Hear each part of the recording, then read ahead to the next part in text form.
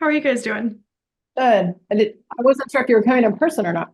No, I was not able to make it in person. I've been traveling all week and traveling early next week too. So I do have a representative of Divert. I don't know if Melissa's made it into the room yet, but she is should be joining in person. If she's here.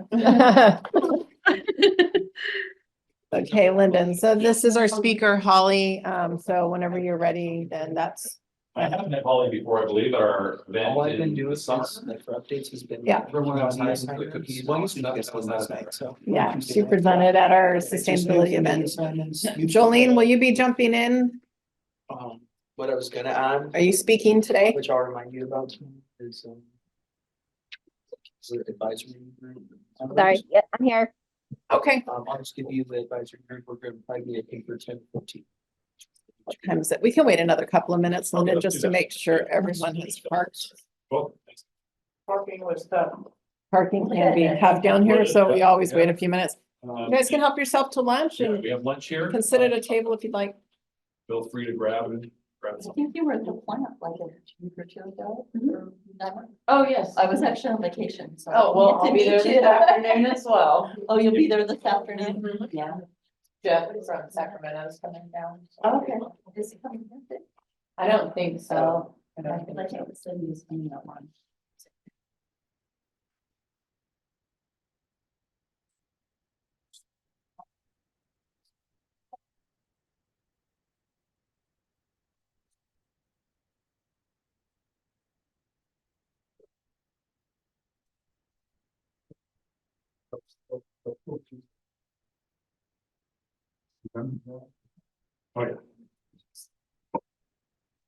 Oh, yeah. I mentioned that I was coming. He was like, oh. I think he came down to the other meeting. Yeah, I think he came to the one. Big stage and. Yeah, sometimes it goes down. I emailed him. Are you gonna show up? And I didn't respond. And a lot of times he doesn't respond because he doesn't know. We're gonna go ahead and fill a few minutes just by starting our meeting off with some intros. We'll go online and then we'll go through the room. We're giving people a few minutes to park and find their way in. So welcome. Thank you for joining us today. I'm Trish Christensen. I'm President and CEO of the Modesto Chamber of Commerce. Can I ask Bianca up online to introduce herself? Hi, good morning. Happy New Year. My name is Bianca Lopez. I'm co-founder of Valley Improvement Projects, a nonprofit organization here in Stanislaus County for social and environmental justice. Thank you. Nice to have you. Hi, Kirk. Since you just popped in, would you like to introduce yourself? Okay, I'm unmuted, I think. Yeah. Hi, everyone. I'm Kirk Oatman from I'm in Control. We provide energy savings to small and mid-sized commercial buildings. So if you've got a building under 50,000 square feet, we would love to help you out, save you 20%. Thank you, sir. Jolene, you want to go ahead and introduce yourself? Yes, my name is Jolene and I'm the sustainability coordinator for the Modesto Chamber of Commerce. Thank you. And we're gonna go this direction, start with the room. And I'm sorry, were you Melissa? Is that what I heard? Yes. Yes, hi. I'm Melissa. I'm with Divert Inc. I'm local in Patterson, helping out with the Turlock site, which will be open and operating this summer. Fabulous, thank you. Hi, I'm Shannon Silva. I'm with Stanislaus Council of Governments. I'm filling in for Jean Coletta. Oh, nice, welcome. I'm gonna go over here to Abby. I'm Abby Pendleton and I work for Assemblyman Juan Alanis's office. Thank you. Justin Farkas, Office of Assemblyman Juan Alanis. Can we go to the corner? Yeah, well, it's low, Stanislaus County Department of Research. Thank you. I'm Janice McClendon with Stanislaus County. Mitch Cordero, Stanislaus County, Solid Waste. Thank you. We're gonna go. Property and recycling.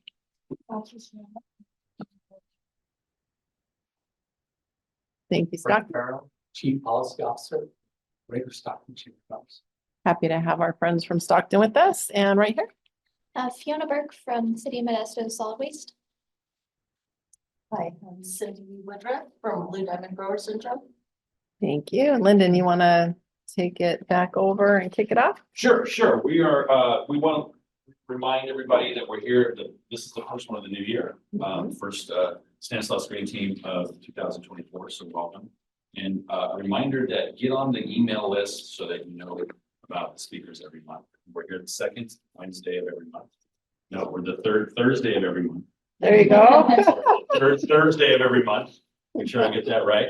For the Stanislaus Green Team. And so we've already introduced ourselves, but I want to get right to our speaker. It's Holly Yanai from Divert. Please give her a warm welcome. Awesome. Thank you so much. Hi, everyone. Let me go ahead and share my screen first. I want to make sure that that is available to me and I'm able to do it. Okay. Interesting. We're going to go with this one. And I just want to confirm that everyone can go ahead and see that. Yes, we can now. Awesome. Okay, well, thank you so much. First of all, I'm really honored to have the opportunity to speak a second time with the Modesto Chamber of Commerce. My name is Holly Yanai. I'm the Public Policy Manager here at Divert. I joined Divert in February of 2022, and I'm based in Los Angeles. I was hoping to make the drive up today, but I had a couple other travel that restricted that opportunity. So definitely next time I will make the trip in person. It's been a moment since I've been to the Modesto Turlock area, so I think I'm due. But I work with Divert specifically on their public affairs team. So a lot of the work that I do with Divert is primarily related to policy tracking and understanding. Our company at Divert, we're focused on reducing food waste across the entire food supply chain. So that means preventing food waste in the first place, rescuing it and finding opportunities for donation, and what cannot be prevented or rescued, we go ahead and process that and turn that into renewable natural gas through anaerobic digestion. So I work with stakeholders, policymakers, local lawmakers, local regulatory bodies to understand the laws, the regulations surrounding the issues that we touch on, and find opportunities and areas to improve the reduction of food waste and divert that from the landfill, but also decarbonize food waste across the chain. So just switching to that next slide before we get started into our entire process, because I really want this to be a nice big overview of not only what Divert does as a company, but talk a little bit more about the facility that Melissa mentioned in her introduction. So we are based in Boston, but we have teams that are all over the country and mostly focused in the communities that we have our facilities in. We are currently going through in a very intense and a crazy growth phase where we're actually aiming to have 30 facilities built. We're calling them our integrated recovery energy facilities built by 2030. And one of those is going to be in the Turlock area. We just broke ground on it in April, and we're hoping to have that open in summer of 2024. So it's really coming up. It's hard to believe that it's already been that long. But like I said, we are really focused on protecting the value of food, and we're doing that across every step of the supply chain. So we are a decarbonization company that's deeply focused on addressing the impact that wasted food has on the environment. It's something that touches every aspect of everyone's lives. We all need food, we all need nourishment. So there are many different facets to solving the wasted food crisis. And we're excited that we've been able to demonstrate that you can address this problem and create positive change while also advancing a business that Wall Street and other major investors that are focused in decarbonization are really, really excited about. So we were founded in 2007, and for a lot of that time, those past 15 years, we've been in what I'm calling stealth mode. We were really focusing on creating a solution and partnering with our customers that are primarily retailers and grocers, but we're actually expanding beyond that into industrial partners as well as restaurants and local food banks and food rescue organizations. But we've really been focusing on building our service and ensuring that we have enough feedstock to turn that wasted food into renewable energy to scale our business nationally. So one thing that a lot of people don't really think of when they think of food waste is the amount of greenhouse gas emissions that come from food waste in a landfill. It is a significant source of carbon emissions. And so really recently, we've had the opportunity to enter into more of that public dialogue and share why we've been in stealth mode and how we can actually fix this crisis. And I think that the numbers speak for themselves. Over the past year, we've really grown as a company. More than 70% of our growth has occurred in the past year alone, and we have more than 250 employees at this time. And we're partnering with over 5,400 retail locations across the country. We have 13 operational facilities, some of which do include our anaerobic RNG digesters.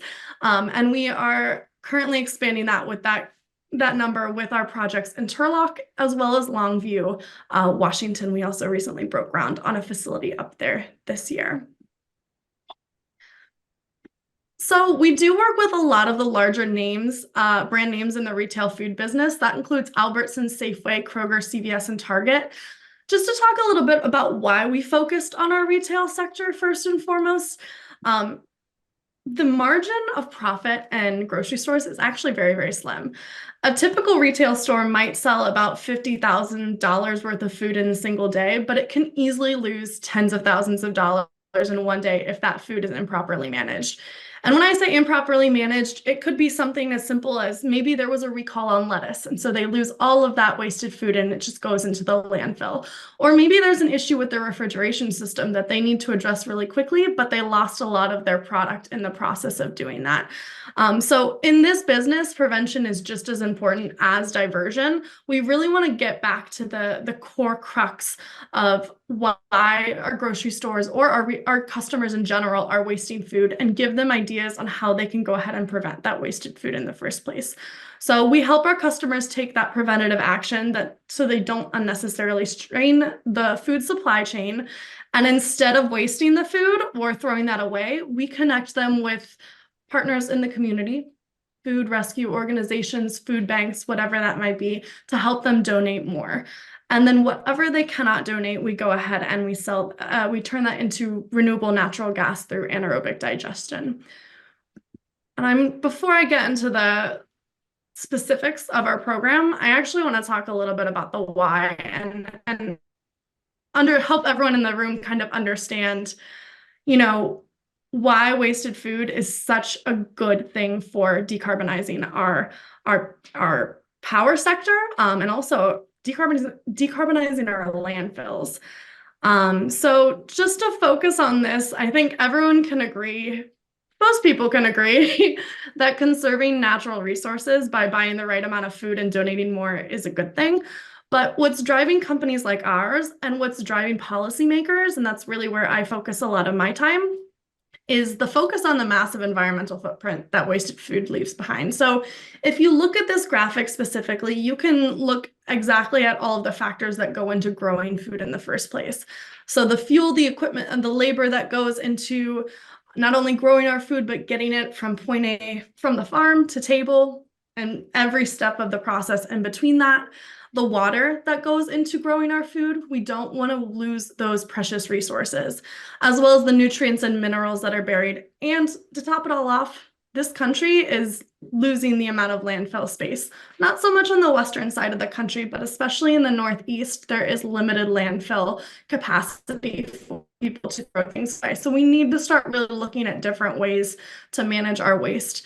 Over 1/3 of the food produced in the US is actually never eaten. And it is the single most common material that is landfilled. When food is landfilled, it produces a greenhouse gas called methane. And methane is considered what we call a short-lived climate pollutant. So that means it will create this very potent gas that does a lot of destruction, but dies off rather quickly. So what that means is if we get food waste out of the landfill within the next 10 years, we really have the opportunity to turn around our air quality in this country and really reconsider and reconfigure the amount of greenhouse gas emissions that are coming from our facilities and our landfills. So since we want to look at it from a carbon dioxide short-lived climate pollutant perspective, food waste is actually responsible for 15% of US methane emissions and 10% of overall greenhouse gas emissions globally. For comparison, that means that the carbon footprint of US food waste is actually greater than the carbon footprint of the entire airline industry. So when you talk about things that you can really do on a day-to-day basis, looking at what you're throwing out and composting versus putting in the landfill on a residential level, that can do a really, really good amount of real good impact real fast. And to, top that all off, we've also got all of our generators, retailers, industry, restaurants that are looking at opportunities to really reduce their environmental impact and find solutions that work for them so that they can create that circular economy that is kind of the goal and managing waste. And then just a couple other things that we've also really been considering for the impact of food waste is, microplastics are constantly becoming a new thing. And when you put all of that food waste into the landfill, those microplastics turn into, they kind of leak out in that leachate that the landfill comes in. So what we're doing here at Divert is finding new solutions to kind of address all of these different issues. And so the program that I'm going to focus on today is our retail program specifically, what we've done to really build up our company. But I want to reiterate before we go into this program overview that we are constantly looking at new solutions that work for a number of different generators. There's no one way to do this, and we are constantly looking to kind of innovate the space that we're already in. So when we partner with a retail grocer, first thing that we do is we provide a ton of training to our grocery stores. We work directly with the corporate side of things as well as the store level side of things. The interesting part about retail grocers is that they are different from store to store. They are regulated by different jurisdictions. You might have a Ralph's on one side of the city and then a Ralph's on maybe right across the street, and they could be regulated by two different sets of laws. And so we've worked with them to help understand what types of constraints that they are facing and set our programs up with them to constantly retrain them and understand how we can help our store employees first and foremost. So when we partner with them, we provide all of our customers with 4x4 collapsible bins. These bins are delivered to the distribution centers, and they're slotted in the fresh grocery inventory so that the store orders can just go in there if it needs to be pulled off the shelf. So you kind of have your trash bins, you have your recycling bins, and then you've got your big old divert bins that we're asking them to put any fresh produce in. I shouldn't say fresh produce, but produce that cannot be sold anymore, as well as any deli items, prepackaged meats, foods, prepared foods. We do ask them that they don't put any cans or glass items in these bins. First and foremost, cans and glass items are donatable. We want them to be getting any type of food that they can to a table, to a mouth to feed them. But also we do utilize depackaging equipment, and if a can or glass were to go in there, it would shut down our operations until we were able to get it out of there. So the stores do order these bins as needed, and they're loaded onto the perishable deliveries to the stores. When they set up that bin, they all come with an RFID label. This allows us to understand exactly what store the bin came from and determine exactly what type of waste was coming from that store in any given day. So once those bins are full with inedible food, they are sent back to the stores on salvage pickups. They're cross-docked. Basically, what we're doing is we're utilizing backhaul logistics. So part of our motto is to reduce carbon emissions, and that includes making sure that we're not putting more heavy-duty trucks on the road. So we're utilizing our customers' pickup routes already through self-hauling, taking those bins, and once they get to the distribution center, those bins then make it to our facility afterwards, where we can go ahead and actually profile exactly what goes in there. And so just some of the benefits of reverse logistics, like I mentioned, emissions reductions, you're reducing the carbon footprint by utilizing existing transportation routes. It creates an ease of use for our customers. They already have these transportation routes in process. There's guaranteed labor, guaranteed pickups, and increased efficiency. Nobody is having to go out of their way to understand when Divert is going to come pick up their bins. They can make sure that they're taking them directly to the source for processing. and it allows us to have a national reach. This is actually one of our operation standpoints that is able to be recreated from city to city to city because we are already utilizing the transportation routes that our customers have. Once those bins come back to our facility and they're full of that inedible food, we use our IoT tracking and diversion programs to provide granular store-specific data. So it's so funny, whenever I go to one of our facilities, let's use the Turlock facility that we currently have in operation, you can go in there and you'll see that there is just maybe one bin that is filled with nothing but blueberries. And I'm over here thinking, why didn't we, one, donate those blueberries, or what was the deal going on? Why did they purchase so many blueberries if they weren't able to sell them in the first place? So we're able to give that information back of, hey, there was about 60 pounds of blueberries that were thrown out that day. What happened? Why did you guys purchase so many blueberries? Why did you throw them out? And they're able to be like, oh, well, that day, like I said, our refrigerator was covered. And so all of those blueberries actually spoiled. Or our customers just didn't buy the blueberries that day. So we went back and we changed our purchasing decision for the next week to understand that we didn't need to buy so many blueberries or strawberries in the first place. This increased visibility into the store's performance allows our customers to reduce their waste by preventing and influencing the purchasing decisions in the first place. But also it gives insight as to what they could have donated in the first place. So by using our data to move the food up the value chain, our customers have actually been able to increase donations by 13%.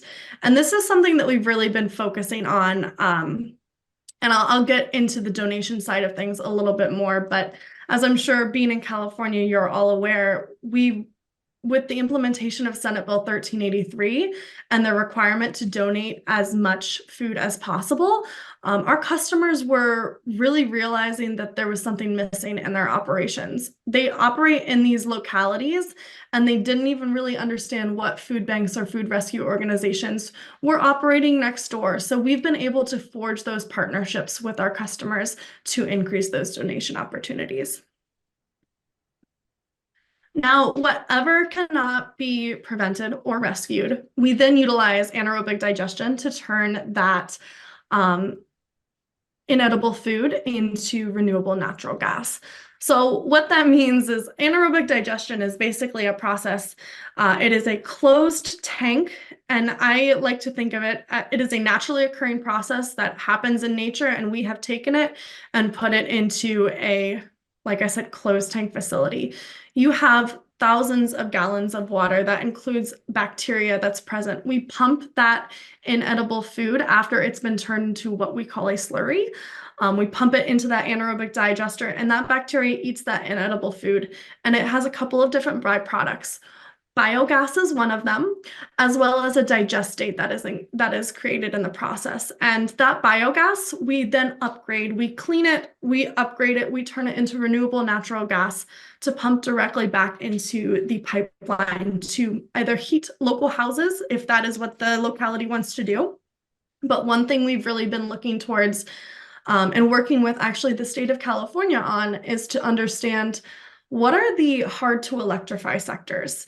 Electrification is the big thing right now. We obviously want to electrify the grid to reduce the amount of fossil fuels that we're burning, but not every industry can be electrified. For example, you have these heavy industrial industries. That's redundant, but you understand what I'm saying. Let's use the cement industry, for example. It's really hard to electrify the cement sector. There's just so much intense energy that's needed to create cement. So renewable natural gas is actually a really good solution for that. And it allows us to decarbonize those sectors without, being able to use electricity. So we've really been identifying new opportunities to utilize RNG and work with our localities to understand where that need is and decarbonize the pipeline there. But through this process, we, like I said, mentioned earlier, we support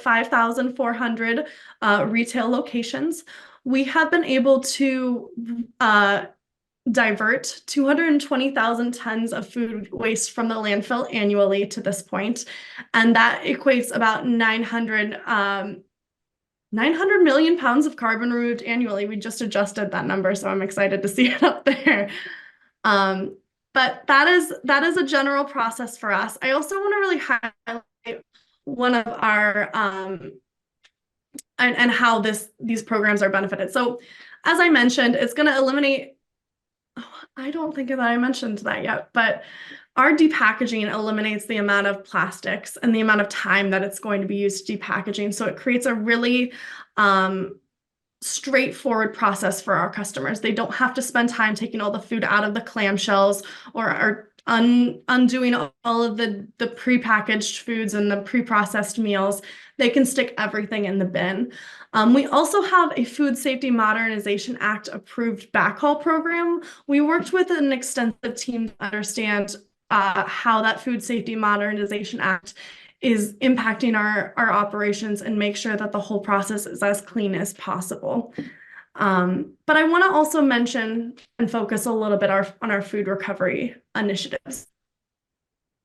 So it's very important to divert food waste from the landfill generally, but we really want to protect the value of food, and we know that the value is most protected when that food goes to feeding people first. So we kind of help support our customers in strengthening their food donations, and that food recovery work falls into 3 main buckets. The first is to provide donation infrastructure for shelf-stable product for certain types of retailers. So this particular program is actually one that we have been able to implement across the entire state of California. We have a partnership with CVS where we service over 900 CVS stores all across the state. We take their shelf-stable product and we take it to our facility in Bakersfield. This is called our Pegasus facility, and it's focused specifically on recovered food and rescued food. So this is a different type of facility than the one that is being built in Turlock. But once it arrives at that facility, we utilize the UPC codes on all of the food to document exactly what it is that they are going to be donating in it. And then we sort it into several different areas. Glass and cans. Candy is a very, very common product that comes through here, and the food bank actually loves it. But we take all of that donated food to the Kern County Food Bank for dissemination. So that is one thing that we've been able to help CVS with, and we're looking to find opportunities to expand that program to our other retail partners as well. But that I mentioned is strictly shelf stable. We are constantly looking for opportunities to improve the fresh produce rescue. That is something that we've worked really closely with food banks on, and it tends to be more of a logistical problem than anything else in making sure that we're getting that fresh produce to mouths before it spoils. Another area that we provide services for our clients on is just general data analytics. So we leverage the donation data to coordinate with food banks to identify underperforming stores or departments specifically, and provide pinpointed training programs so they understand exactly what they would need to do to increase those donations, whether that be put it in the donation and the rescue bin instead of the divert bin, or finding them a local partner that they can work with too. We have an entire field team dedicated to this. They conduct bin analyses across the Northern California area. They go into a store, they look exactly at the bin that they would be throwing that inedible food in, and they would say, hey, this is a donatable item. You shouldn't have put this in there in the first place. And we can provide training to the staff on site as well. One thing we've noted with our customers is they often say that their donation data is incomplete and delayed. So we're working on ways to collect more real-time and actionable donation data. And that's something we're doing with Food Lifeline and Safeway Seattle, and that we're hoping to roll out into California soon. And then lastly is just providing educational and technical assistance programs and implementation support to our customers. Donation in retail is, I don't want to say it's new, but it is something that is now more recently on the forefront of everyone's mind with the 1383 compliance. And 1383 is just one of those bills that is starting to cascade across the country. It's such a behemoth piece of policy that a lot of other states are wanting to implement this as well. So we're working to co-train with food banks to reinforce donation and recycling guidelines so that we can minimize the contamination in the waste stream or in the donation stream. And then I want to really talk about our facilities and connect what our facilities do right back with what our process is with our retailers. So like I mentioned in the beginning, we are expanding across the country to have 30 operational facilities by 2030. We currently have broken ground on 2 of those, one in Turlock, California, one in Longview, Washington, and we're looking to expand to North Carolina, Florida, Ohio, Pennsylvania, Indiana, just to name a few. So we have our development team that is constantly identifying new locations that will better service our customers that we already have, or maybe areas where that food waste processing infrastructure isn't quite put into place yet. We have 3 different types of facilities right now that are our main focus. First and foremost are our analytics facilities. So these facilities are just providing and taking data. Basically, when we take our customers' bins to one of these facilities, we are able to autonomously capture impactful data by using our Internet of Things capabilities, as well as just our general data analytics technology. So we take a picture of every single bin that comes in. We go ahead and weigh those bins as well, and we then provide that data back to our clients in these specific facilities. Once we are done capturing the usable data on all of that inedible food, we then partner with a separate third-party solutions provider to make sure that that wasted food is not sent to the landfill. So depending on where this location is, we have partnered with local compost organizations to take that food waste and turn it into compost. We have partnered with third-party anaerobic digester facilities where they will take the food and turn it into a slurry for anaerobic digestion. And then we also utilize animal feed in this process too. We do have one partner in Virginia in which a farmer comes and picks up the waste and he feeds it to his hogs. So we're always looking for ways to, like I said, protect the value of that food and really utilize the EPA's wasted food scale to make sure that we are putting it to its highest use. Another version of our facility is the modular facilities. Pardon me, it's hard to talk a lot. So this facility is actually what we already have in the Turlock area. So this includes all of the capabilities of our analytics facility, but it also includes our depackaging and liquefaction technologies. So once we accept all of the data and weigh and take pictures of all that data, you can see in this picture here, we send the food waste up this little tube, at which point it is sent through a grinder as well as several really small presses to remove all of the plastics that we can and remove all of the packaging that we can and really just get down to the nitty-gritty of waste. Our anaerobic digesters don't like plastic. We don't like plastic either. So we're always looking for opportunities to continue to reduce the amount of waste that's going into our anaerobic digesters in the first place. Once we do depackage that material, we turn it into what we call a slurry. It is as gross as it sounds. We just grind it all together and it's a nice little wet material that we then will send off site to a third-party anaerobic digester from these facilities. And then the last facility that I really want to focus on is our fully integrated energy recovery facilities. So this is what we broke ground on in April in Turlock. And this is going to be a facility that includes all of our food waste analytics processing, all of our depackaging capabilities, but it's also going to have the anaerobic digester on site, as well as the biogas to RNG upgrading equipment. It also is going to have a connector directly into the pipeline to inject that renewable natural gas with our partners. So these sites are intended to be a one-stop shop. So we're minimizing the amount of transportation of material between facilities. And they are really state of the art in what they're doing and really intended to be kind of clean and closed and all of the above. So I'm going to share a picture and talk a little bit about our Turlock facility specifically. So you can see here, this is, like I said, a closed process. It's a completely closed warehouse. We're going to have several trailer hookups where the trucks will back directly up and we'll unload the bins into our facility. All of the analytics, the depackaging, and the slurry creation happens in closed area. And then once we have that slurry, it is pumped back into this giant anaerobic digester back there.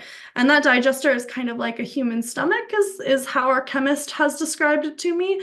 You have to feed it a certain amount of nutrients and the right amount of nutrients. It's a very balanced ecosystem. So we are constantly monitoring that. And then once that food waste is broken down, we have our digestate and we have our renewable natural gas. I haven't really talked about our digestate yet. I want to kind of highlight what digestate is.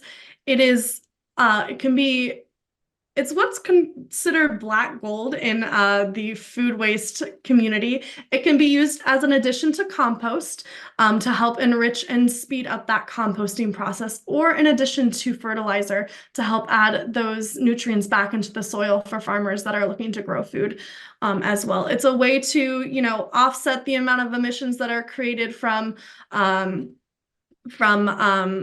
manufactured fertilizer. And make sure that we are keeping the nutrients that are constantly being depleted from our lands back on our land as well. But the Turlock facility specifically, it's going to have the capacity to accept roughly 100,000 tons of food waste each year. And that equates to a mitigation of about 23,000 metric tons of CO2 per year. This is going to be a brand new 65,000 square foot facility that's going to be operational by summer of 2024. It is located on Main Street. And we're going to have about 18 and a half acres that's going to be housed there. The construction cost of this is approximately $60 million, and it's going to employ roughly 40 employees. And this includes plant managers, technicians, and drivers that are going to be making above market family wages with healthcare and retirement benefits. So we're really, really excited for this facility. It's going to be one of the first opportunities in California to have everything in one spot located in Turlock, and it's going to really enhance our capabilities to help the state reach its waste reduction goals and to help these jurisdictions reach their waste reduction goals. Excuse me. And I just want to talk a little bit about our impact. These are some of the numbers that we've already seen, but like I mentioned, we are able to divert 220,000 tons of wasted food annually. Since 2018, we've been able to donate over 12 million pounds of food to local rescue organizations and get that food back into the hands of consumers and people. And we also have been able to remove 900 billion pounds of carbon annually. So we are lowering that greenhouse gas emissions each year, and it's something that we're really excited about and continuing to refine as well. I do want to offer up my contact information as well as Melissa's. I know Melissa's in the room right now, so she can probably hand you cards, but I will gladly make sure that this information is disseminated as well. And I know I was a little quick in my words today, so I'm a little early on my ending side, but I want to make sure that I can help answer any questions or engage in discussion if desired. So that was the perfect amount of time. Does anybody have any questions for Holly? I've got a question, if we could try maybe. Holly, I was curious if so I helped with the NDFE notification and Cal Recycle for the West Main site, their solid waste facility permit. And I understood that the food waste was being backhauled to that Tracy facility. but they couldn't tell me exactly I mean, are there customers served within Turlock or, I mean, Stanislaus County that is that food waste generated in Stanislaus County potentially that's going back to Tracy, or at least a portion of it? So you mentioned the distribution center in Tracy. Did I hear that correctly? Yeah, I think that's what I was told, or at least kind of San Joaquin County was the origin or the jurisdiction being served technically, but I mean, I heard contracts with Target, Safeway. Yep, that's what I was gonna say. What you heard was specific to only one of our customers. So we're going to be sourcing food waste all across from Northern California, and we are actually actively looking for more partners in the local area. So we do have capacity, is my understanding, and Melissa might be able to speak to this a little bit better. But the food waste generally is not just generated in Stanislaus County or in Modesto. It is coming all across the state, and the reason for that is it's really hard to site these types of facilities. And so if there's an opportunity to bring that waste to customers' preferred method solution, then it will. But it really does depend on our customers too. And so the Tracy Distribution Center, I think that might be our Safeway customer, but I can also get some clarification there too. Bianca, go ahead. Yeah, I had a similar question. I'm not sure who asked that first question, but I wanted to see if you can give us some stats on or data and information about how much of our food waste here in Stanislaus County you are processing, and which companies those might be specifically here in Stanislaus County. And then my second question is, how much energy do you actually currently produce at the facility here in Turlock? And what is it being used for? Yeah, so the current facility, I'll start with the current facility. And Bianca, I want to get your contact information after this because I can get you the Stanislaus information. It just doesn't live in my head. So the current facility in Turlock does not generate any energy at this time. It's one of our modular facilities. So that facility specifically will take the food waste, it'll identify and break down that data and get all that analytics for our customers, and then we'll depackage and liquefy the food waste. We have a third-party partner for that particular facility, and I believe it's a third-party anaerobic digester partner, and I can check on that as well, that then takes that liquefied slurry for their own digestion purposes. We don't have the energy capabilities just yet at that facility. So the slurry, you create the slurry here in Turlock, and then another company picks it up and takes it to be anaerobic digested? Yeah, exactly. I know it took me a while to get to. Yes. So that's just with our current facility. We do have we broke ground in April on one of our fully integrated facilities that will have that energy capability, but currently the facility that we are operating in Turlock does not. Thank you. So do you want to jump in? I was just going to mention that we do have, I don't have the actual numbers, but we do have several partners here directly in Stanislaus County. As Holly mentioned, we work with CBS and their distribution headquarters is in Patterson. Save Mart area all comes from here as well. And you know, we chose Stanislaus County and Turlock because of the availability of what it is we're trying to do. So I'll let Holly find those numbers for you, but we definitely are covering a big footprint here in Stanislaus. Thank you, Melissa. And I'll connect with our data team too. They have this breakdown for all of the stores and partners that are operated. I'd love to get that information over. Anyone else? Yeah, I got a question. So I might have misinterpreted, but I thought you mentioned that you were using existing routes to pick up the Divert bins. And I work with solid waste in Modesto, so I was really curious about that because I hear a lot of complaints from customers and callers about how many passes go over. So were you talking about using like the garbage pickups to be picking up, or like who's picking up to? Great question. Yep. So we use backhaul logistics, meaning that Divert does not own the the trucks that are picking up our food waste. There's a lot of hauling regulations in the state of California, so our customers use self-hauling to go ahead and get us that waste, and it is permitted under 1383 for customers to self-haul. But what they're doing when I say that they're doing their backhaul logistics, they already have trucks and trailers that are delivering fresh produce from their distribution center to their stores. We're utilizing those same routes and those same trucks to pick up the bins instead. So they will have a truck going from the distribution center to then go ahead and drop off their fresh produce. And at that time, they go ahead and they load the divert bins back to take it to the distribution center, at which point it is then brought to our facility. Does that help clarify a little bit more? Yeah, 100%. And then lastly, so you have a facility in Turlock, right?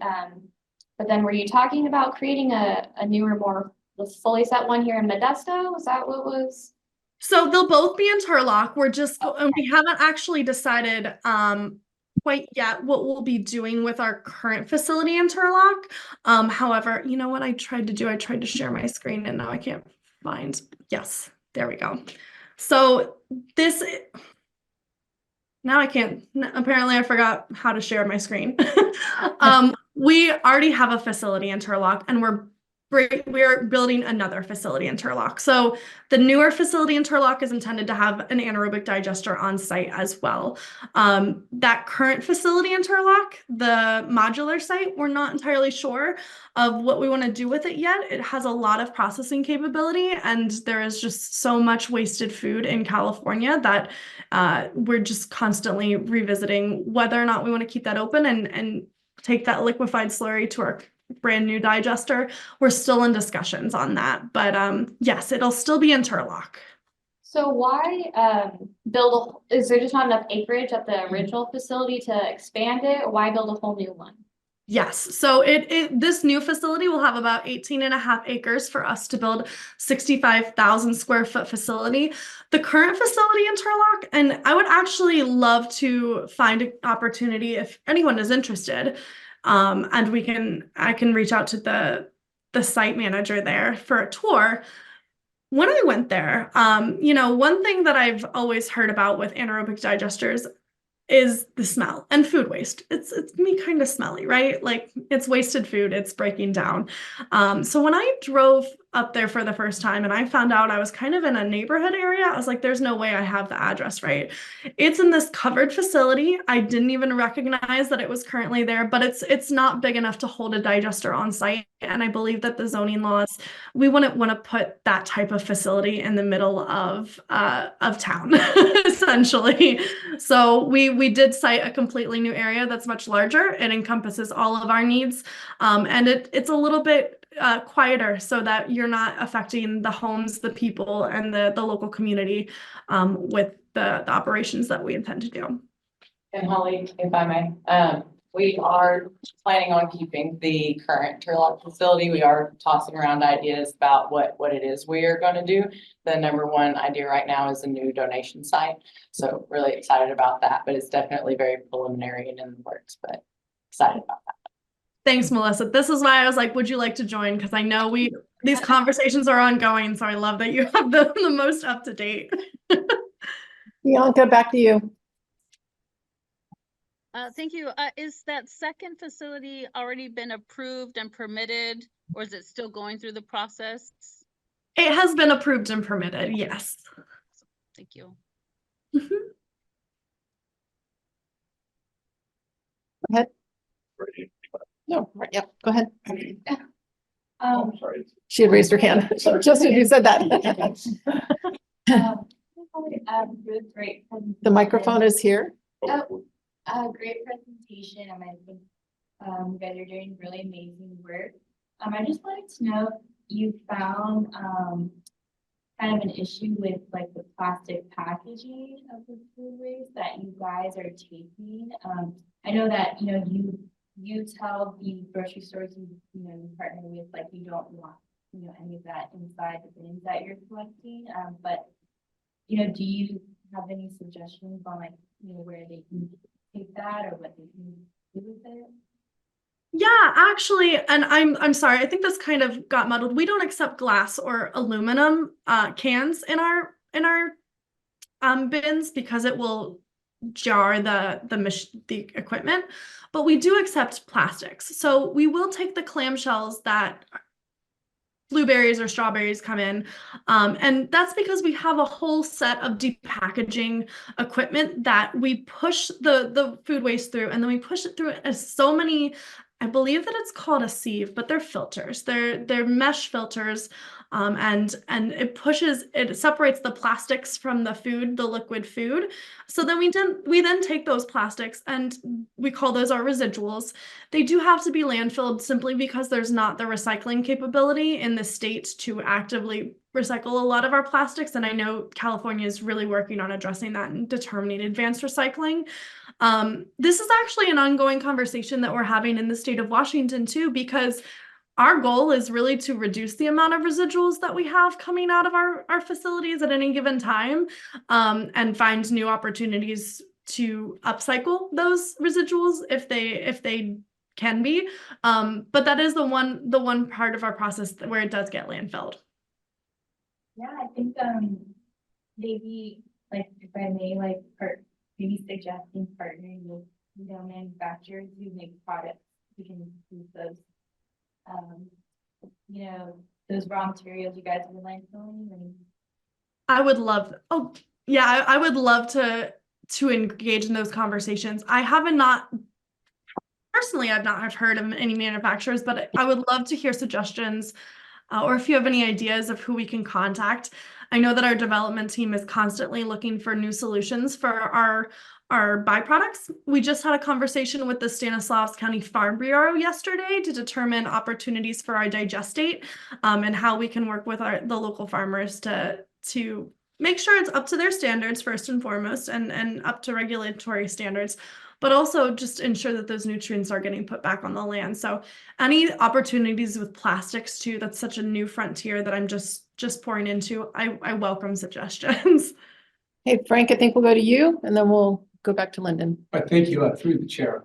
Do you facilitate any receipts of donations from these, like from Safeway distribution, like with the restaurants or SB 1383, they have to do the same. Do you facilitate the receipts that, like, it's a tax donation probably, for companies that are discarding their renewable bread, for example? We do for our CVS customer, that shelf stable program that I described earlier. When it comes down to our retailers who are doing fresh produce, we typically connect them and serve as a liaison between the food rescue organization and the retailer, to make sure that we're all collaborating, since it's kind of a different system. And since fresh produce is handled so much differently, we find that the food bank is a lot easier to navigate through on that side of things. But in the city of San Francisco, we are recognized as a food rescue entity. So we do have to provide those receipts to our customers in that city, specifically the CVS program, because we operate a little bit differently on that program. But my colleague Jess Parker, she's our food rescue specialist. She's constantly looking at ways to enhance our rescue capabilities and the offerings that we provide our customers. So I have to imagine that that's going to come up in the future as something that we can offer to them as we are able to create that data collection program too. Because that's another thing, is a lot of food rescue organizations don't have the ability to capture the data that we do. And so we want to make sure that we are getting that clear donation data and making use of it for the state or for the jurisdiction.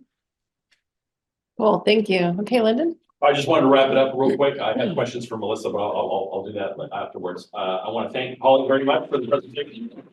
Thank you all. This has been, I love speaking with you all. I loved it the first time. I loved it this time. And I'll drop my information, well, in the chat for those that are online as well. Yes, that's great. Thank you so much. I appreciate it. And Jolene and I can help connect anyone in the room that would like to make contact with Holly or Melissa. If we get your contact information, we can plug you guys together as well. Fantastic. Thank you again. Appreciate it very much. I want to give a chance, George, you were out when we were introducing, so go ahead and introduce yourself real quick. Hello, everyone. George Isaac, I'm Director of Sales for Repsco. Really interested in the manufacture of recycled plastic slip sheets, which are used to eliminate wood pellets and warehouses. And our facility is located in Riverbank. Thank you so much. And Mr. Assemblyman, you introduce yourself. Good afternoon, everybody. Juan Alanis, State Assemblyman over here in Modesto. Actually, Georgia Slip Sheets, I try and connect with as many now that I've gone on a tour. Nice. I see their pallets and I'm like, have you guys looked into this? Yeah. So excited to be here, and obviously my team's always available if you guys have any questions. Fantastic. Thank you. Appreciate it. All right, so I would like to give the floor very briefly, I have to state that ahead of time, to my friend Frank Farrell from the Greater Stockton Chamber of Commerce. Frank, take it away. Well, thank you very much, Mr. Chair. It's a pleasure being down here in Modesto again. This is where I started my career back with SCEDCO this year, Stanislaus County Economic Development Corporation, right across the street back in the day. But it's always good to be back here. You know, I just want to let everyone. For 20 years now, we've been doing our Recycling Expo position up in Stockton, San Joaquin County, or Rexpo, we kind of like throw it together. So we have a 20th anniversary of Rexpo, as you know. SB 54 was just passed and signed by Governor Newsom, and which created a PRO, which is a producer responsibility organization for the whole state of California. So Susan Eggman, who passed legislation, a former senator, started a recycling commission where they kind of dissected what can be done with all the plastics, the single-use plastics in California. And since it was signed into law, we've asked Susan to kick off be our opening speaker at the Rexpo this year. And we have the PRO for the state of California is going to be our keynote speaker for our lunch. And it's going to be up at the Great. Nice. And yes, if you haven't been up there, stay the night and get some tickets, go down the slide. Bring the kids, what the heck? But it's called a Rexpo 54, loosely patterned after Studio 54. All those people who may remember Studio 54 in New York. But so it's a disco theme. So we'll have a disco inferno reception the night before, which have disco ball and all that good stuff. But it's basically it's to educate people on SB 54 with the advisory. Some of the advisory members are going to be on the first panel. Second panel is actually on SB 1383. We have Johnny Cash to Trash is going to be on there. Evan Edgar, who's the executive director of the California Compost Coalition. It's going to be on there along with Cal Recycle. Carol Morgan, deputy director of Cal Recycle, is on that, and also Dave Gordon. You may know him at San Joaquin County Solid Waste. So Public Works. They're going to be on the panel in there. And then we're going to have 50 exhibitors of all the recycled content manufacturers of plastic products and other products that are manufactured here in California. It is a statewide audience. We have people coming from Yuba to San Diego, coming to Manteca or to San Joaquin County to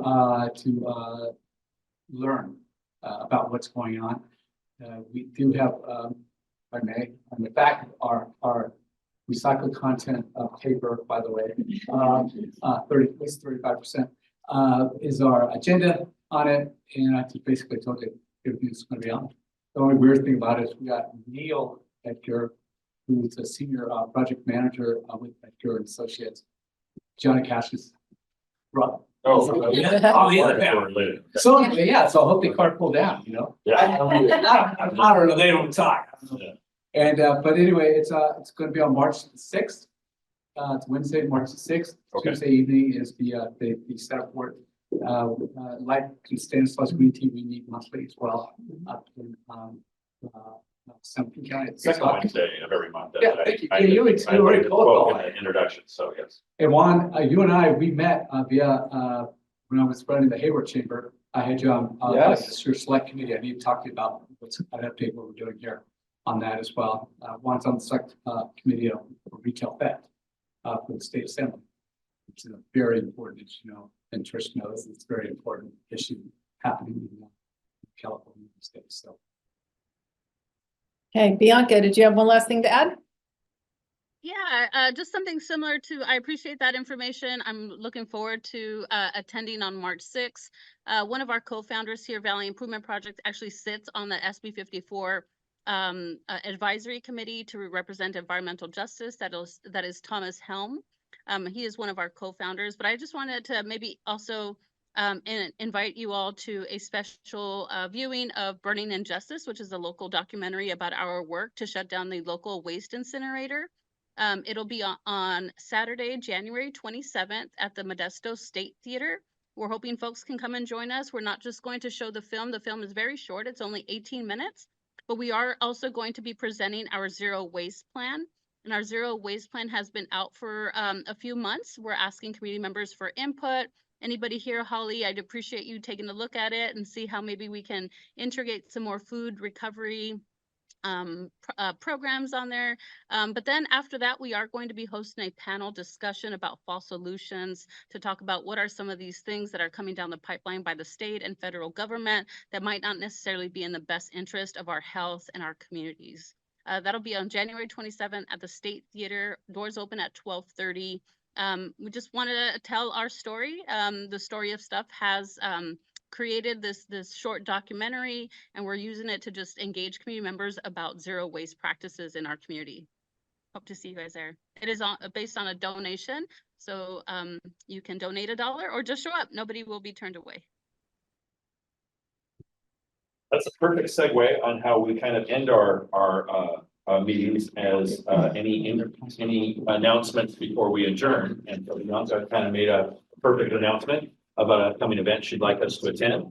Does anyone else have a announcement or something they would like to say before we adjourn? I will just say a week from today is our 110th annual awards and anniversary for membership annual soiree, and registrations are still open. Let me know if you'd like to attend. Fantastic. That's a week from tonight. Anyone else? Quick. I've got some 2024 calendars with some recycling artwork if anyone's interested. Perfect. You know what? Feel free to leave stuff like that on this table up here. People can grab it on their way out. Perfect. Thank you. And thank you all for joining. We had some new faces again today. We really love when that happens. Who's the any first time attendees? I know some, yeah, exactly. Fantastic. Yeah, I suggest you guys finish these quesadillas so we don't have to.